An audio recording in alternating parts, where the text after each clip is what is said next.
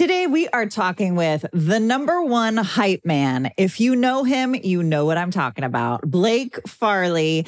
And he's a member or a board member of the Carolinas Collision Association, plus a few other things.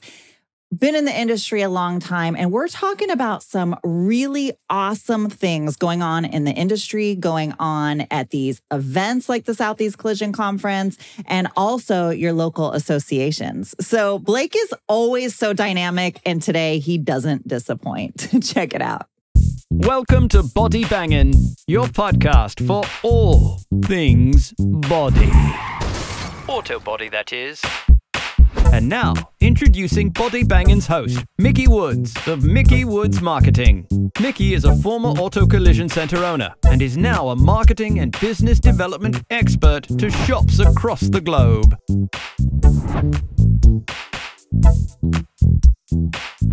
Hello, and welcome back to today's episode of the Body Bangin' podcast. As you know, right now, we are working through the Southeast Collision Conference series where we're talking with the speakers at the Southeast Collision Conference. And today we're talking with an attendee from the Southeast Collision Conference. But before we get into that, we are going to thank our amazing sponsor, Lombard Equipment. They don't just sell new and refurbished equipment, but they actually do training on that equipment in your shop. Your equipment in your shop. How awesome is that? Their information is in the show notes. So if you want to hit them up, make sure to reach out and give them a call. And if you're watching this on YouTube, make sure you hit the subscribe button. And if you want to get notifications, hit that little bell button there too. Or you're listening on Apple Podcasts or Spotify, you can follow us there so you don't miss an episode. So today we have on the podcast one of my favorite humans, Mister Blake Farley. Hello, Blake. Hey, Mickey. It's a pleasure to be here. And the feeling's mutual. Oh, thank you. Thank you. Blake is so fun. I met Blake, I don't even know how many years ago. And Blake, I feel like I know you so well, yet we've never even met in person. We just keep like missing each other. Yeah. Last year at SEMA, we were supposed to meet, and Yes. we had a business transaction that prevented the team from going. Right. But we will be there for this year for sure. Good. Okay, so will I. Awesome. So Blake, for those of you guys that don't know Blake, he's been in the industry for a very long time, held a lot of different positions with some different organizations. And now most recently, he's the executive vice president of operations for Quality Collision Group. And not just that. By the way, Quality Collision Group has over 60 locations, like 63, I think, at this moment, and growing. But he also is part of the Carolinas Collision Association. So he's a board member there. He's also the chairman of the trade school committee and very, very involved. And so Blake knows what's going on. He's got his finger on the pulse. He's in the mix of the mess. Yeah. Yes. I think we all are. Yeah. That's why we're here. That's why we're here. So you helped a little bit, I'm sure, being on the board with the Carolinas Collision Association. You guys brainstorm stuff for the Southeast Collision Conference. It's now over, but you were there, you were attending, you went to classes. I'm sure you brought your whole team as you typically do, which I love that you do. And first, yes, and let's talk about that a little bit, because Blake is one of the few owners who didn't just, when he, was in the ownership position of shops, plural, he didn't just go by himself. And we see that happening a lot, where we see CIC or these trade shows where just the owner goes or the manager will go. But Blake, you've always brought your team with you. Can you talk a little bit about that? Sure, Mickey. One, thanks again. Thanks for Lombard Equipment for sponsoring this. Yes. And that's the wonderful thing, as you well know. We got so many cool sponsors with the Carolinas Collision Association and WAMBA. We would not be able to do the Southeastern Collision Conference without their help. Yes, and they were amazing. The floor show this year was fantastic. It was even better than last year, which I didn't think that was possible. But as far as attendance, yes, man, we brought this year we brought our general managers to the conference on Thursday, Friday. And then on Saturday, we had quite a few of our technicians show up as well. The importance for us on that is that when you're there and you're rubbing shoulder to shoulder with like-minded people and understanding that there's a lot of camaraderie to gain. There's a better information flow when you're there face to face. And a shout out to Port City Collision, Brian Harrell. Brian Harrell brought one of his complete teams. It wasn't the entire shop, but I think they got a shop broken up in teams. And I may be wrong on that, but literally he had his body technicians, painters, body tech apprentices, and it was fabulous to meet these guys. So a little tip of the hat to Brian Harrell. He has inspired me. Next year, I think we're going to do our best to try to have some type of, because you can't bring everybody. Right. You got a business to run, but we're going to do something to try to vet out the team to bring a complete package as well. So we have painters where each discipline is exposed to that event. Right. But it was great. It was great. Those are the things you and I have discussed in the past, is the value of being a part of a collision association, a value of going to these events. Right. Is that, I've been in the business over 35 or right at 35 years and done a lot of things. But the only thing I did by myself was show up and work hard. I had so many people invest in me, and then it's a pleasure to invest back. And to me, the meeting space where that is so intense is going to be at least with us, the Carolinas Collision Association. The peer group there is impressive. You know, quite a few shop owners. Yes. This is like the Formula One version of collision shops. And you don't have to have multiple shops. Right. I joined the collision cocktail hour to make notes, and that's comprised of most single shop owners that do they're state of the art, and they have so much. And even in that environment, you see it. They're so generous to share of knowledge, and then you go to the association, and it's in person, and so you get a lot of information flow. The value, like you and I were chatting, it's a $500 a year spend to be a part of that organization. And what do you get out of it? Well, if you get out of it what you put in.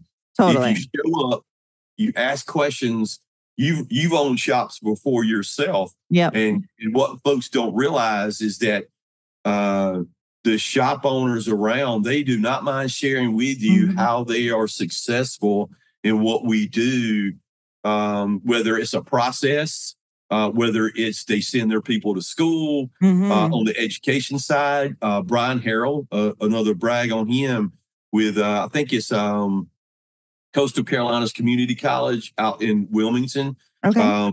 He has an apprenticeship program that's live fire with the community college. And so, being involved in that, Brian will certainly share with you how he's working that program. So you can be a single shop owner and you need help. As far as employees and stuff to find them, we all know that. Right. And he'll give you the blueprint on what he's doing. Wow. Because we do not have enough talented folks to repair all the damaged cars that are out there properly.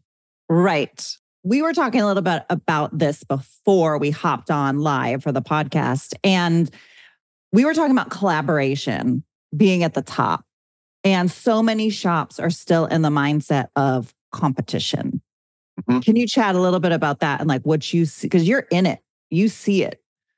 Yeah, I'll give you a clean example. Yes, ma'am. The Carolinas Collision Association, I'm sure others are the same, where there's a lot of brainstorming that happens we all show up to the meetings, and in our shops, we got some things that are going very well. And then we've got opportunities. Yeah. And that throughout the year can cycle to where and it's a nice place to go to then have an exchange with professionals on what are they doing to overcome it. And then there are times where you may bump into a shop owner, same challenge as you are. And we seek counsel from another shop owner that, hey, here's what I did to solve that. And then there's a collection of thoughts on that you can tailor make it to your needs. But in our market area, one of our independent shop owners Extreme Collision. Jason Dupree owns the shop. Hope you don't mind me saying this. We have at times, due to the fact that the specific equipment we need to repair these cars, there have been back orders on the replacement parts and things. Right. Where we have shared equipment to repair the car. Yeah. Because you've got to have, let me just say this. You don't have to have that piece of equipment to repair the car. You can freelance it. And that's a no-go if you want to do a OEM certified repair, which those guys do. And so we have both mutually helped each other sharing equipment to deliver for a client. Yeah. And so those are the things that you can have when you start taking the mindset that your fellow shop owner is not your competition. Yeah. Because there's plenty of cars out there that are damaged. And then you go into the realm of what type of quality work are you doing as far as are you following OEM procedures? Yeah. Is there endeavor to really, repair the car correctly? And I say that not to discourage anyone from reaching out to being part of the association.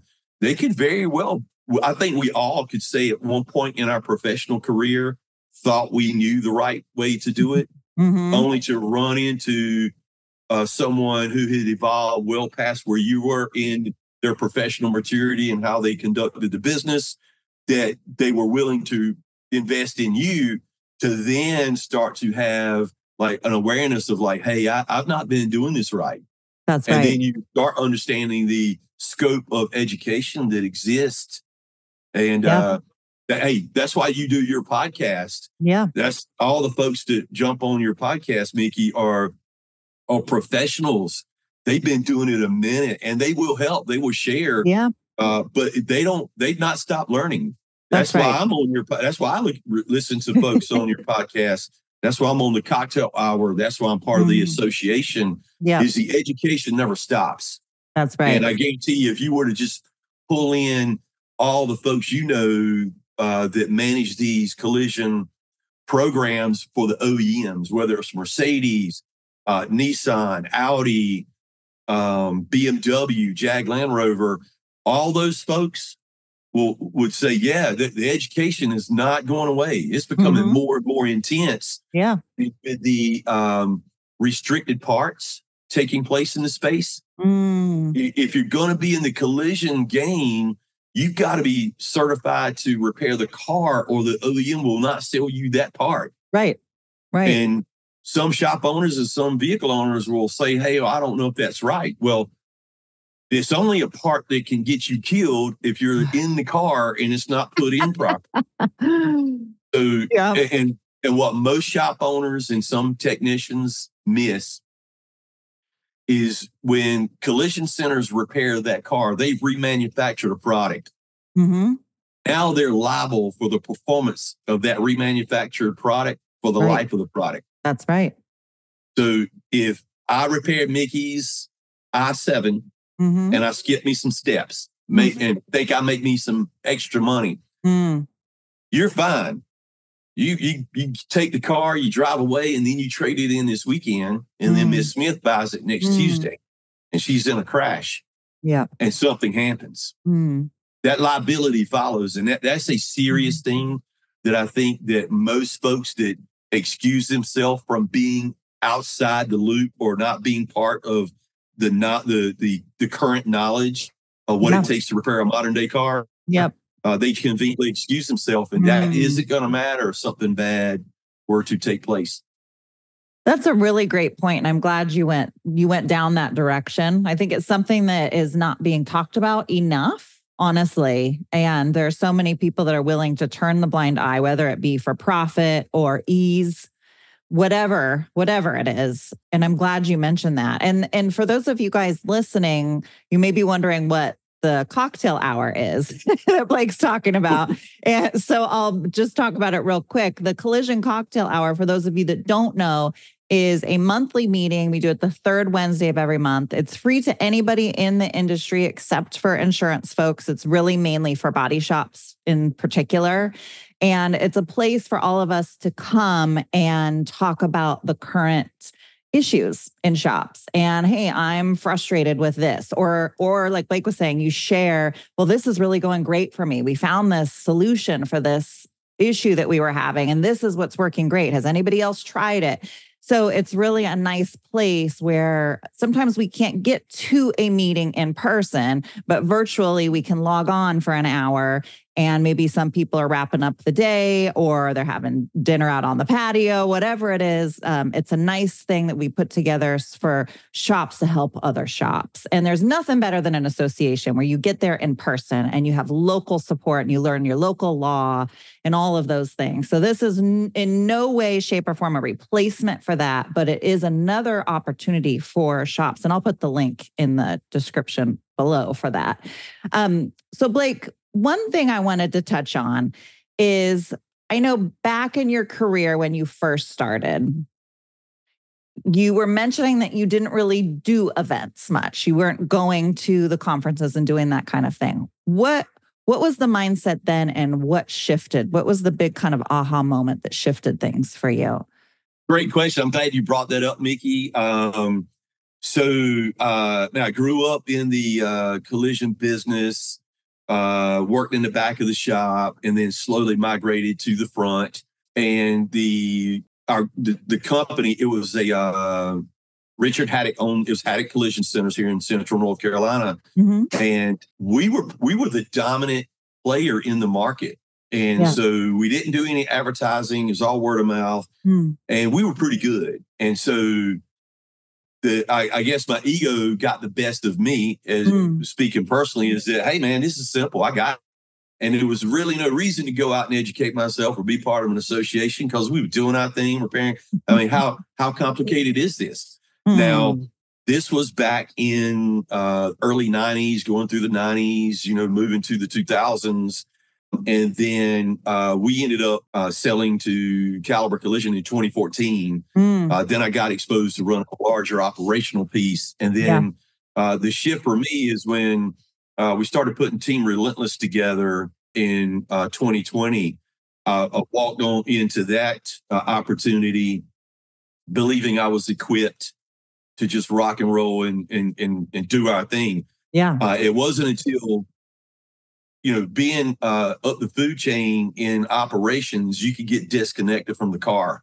Yes. And then you can have, you have a corporate truth and a ground truth, and sometimes they're not the same, where you believe you understand the car. You believe the team's doing the right thing. You believe we're properly trained. And it wasn't until I got my hands on the car again, starting over, building a business, that I realized how ill-equipped I was to tackle this. And that's a very humbling thing. And so I don't even know the Collision Cocktail Hour when you guys got started, but I knew of the Carolinas Collision Association. I met Michael Bradshaw back in 2014. We became instant buds, really respected Michael, really loved the guy. And so, long story short, that endeavor was very humbling. The types of cars we started working on, the questions we were asking ourselves, and we were getting the repair procedures. And it was a bit mind-blowing. And so we had to systematically come up with an educational plan as far as all the technicians need to do what the OEs are saying. We got to send them to school. But then everybody else in the shop, myself, the service advisors, I knew we were all lacking as well, because we all came from a DRP environment. Not that that's a bad environment, but it can restrict your knowledge base if you're not careful, and you're siloed into just one space. So then we go, and I'm like, hey, I reach out to Michael, Josh Kent, who you've had on a podcast for your own. Love Josh. Connected with Josh. Boom. We are all chips in. And that the shift was not only do you can have your own ideas of how to educate your team. It is much easier when you're dealing with shops that have already gone through that evolution. And they basically give you a blueprint, and then they get to help you gauge what's right for today. Because it can be overwhelming to go from zero to then you got to migrate to the path of righteousness. That can be mind-blowing. And that's, to me, where I find value, where it's sort of like an AA meeting, so to speak, when you go to the association, where people are finding challenges and they're getting some answers and encouragement. Yeah. And so, but then you got to go to work. You just can't show up to the meeting and like check that block, because you're either wanting to do the work or you're not. And if you don't want to do the work, hey, you may not, you got a shelf life with your business today with the modern car. Right. But if you go to the Collision Cocktail Hour, the value there is any single shop owner that wants to talk to me about the struggles, dude, spend 3 months in a row on the Cocktail Hour. Mm-hmm. You got brilliant business minds, Clay, Walt, and some of the other ones. Yep. They are doing it right. They're running shops. They are on it. And and you know this, there's people in the group that you can hire that they can help you increase your profit margin and help you along the way. Right. But there's also folks that are living examples that have been there, done that. And it's not that all of a sudden their life got easier. Yeah. They're just now confident in the moves that are effective and yield results. Versus you on your own, if you just do it on your own, you don't have enough life in you to learn all the hard lessons and get it right fast enough to go as far as you want to go. That's right. So you've got to team up. And like you said, we talked about where at the top, collaboration's happening. Yeah. So on the high level professionals in the collision space, we're all collaborating. Yeah. We're all collaborating. Because the remanufacturing all types of cars, I would just challenge any team. I don't know of any team that's properly equipped, if they're honest with themselves, to remanufacture every type of car. The more sophisticated they're becoming, the more specialized we're going to have to be. But let me restate that. There's some small teams and small shops that are that probably are equipped to do that, because their goal, 100% goal is 100% solid repair. The larger you become, the more critical that can become to keep in check. Right. But to have an association available to you where you have like-minded shop owners that are willing to share, they can tell you the things that didn't work and then give you the 5 things that do. The same way with the Cocktail Collision Hour, you're there listening to shops across the entire country. Yeah, we'll share with you how to negotiate, how to present things. That's some of the key things I've learned from the Cocktail Hour is the approach on reaching an agreement with the insurance companies. That is a very good tool. Yes. Very good tool. Yeah, and very complex, as we hear from all the shops. But I will say this, any shop owner out there, one last thing before I miss this topic here. Any shop owner, it is, if you were not at the Southeastern Collision Conference, you're too busy, whatever the case may be, I promise you could go there. And there's some shop owners there, single shop owners. There's some folks in South Carolina that drive hours. Every meeting we have, they drive hours and hours to go attend these things, and they run amazing operations. Yeah. And they will help you. They will tell you X, Y, and Z. When you're talking about the state law, the consumer rights that consumers have. Yes. That most shop owners, and I'll just say this is true.